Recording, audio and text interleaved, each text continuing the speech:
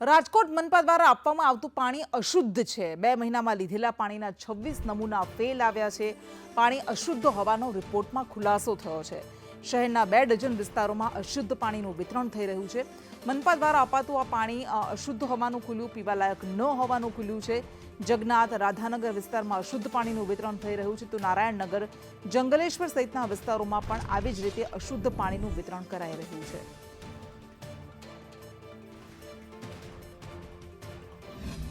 ગંદા પાણી બાબત જેમાં ખાસ કરીને વોર્ડ નંબર અમારા વોર્ડમાં જે વિસ્તાર આવે છે ત્યાં ઘણા વિસ્તારોમાં લોકોની ફરિયાદ હોય છે। એ ફરિયાદના અનુસંધાને અમે કોર્પોરેશનને ફરિયાદ કરી હતી કે પાણી પીવા લાયક નથી।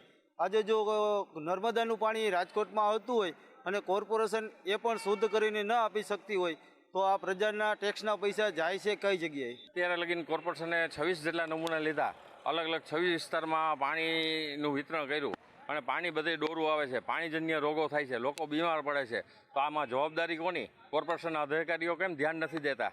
તો લોકોને આરોગ્ય સાથે આવા છેડા ન કરાય ને, જે હોય તે સાચું સત્ય કરાય ને। રાજકોટ ભાજપના શાસકો અને એના અધિકારીઓ બંનેની મિલીભગતના હિસાબે રાજકોટની પ્રજાનું શોષણ થઈ રહ્યું છે। રાજકોટની પ્રજા હેરાન પરેશાન થઈ રહી છે, એના આરોગ્ય સાથે છેડા થઈ રહ્યા છે।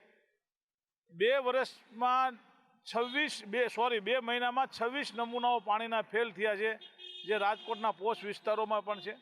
કોઠારિયામાં તો લગભગ ઝાઝા ફેલ થયા। રાજકોટમાં જો 26 નમૂનાઓ ફેલ જતા હોય એ જ બતાવે છે ક્યાંક ને ક્યાંક કે તમારી ઘોર બેદરકારી છે અને તમારી બેદરકારીના હિસાબે લોકોની પરિસ્થિતિ આ થઈ રહી છે।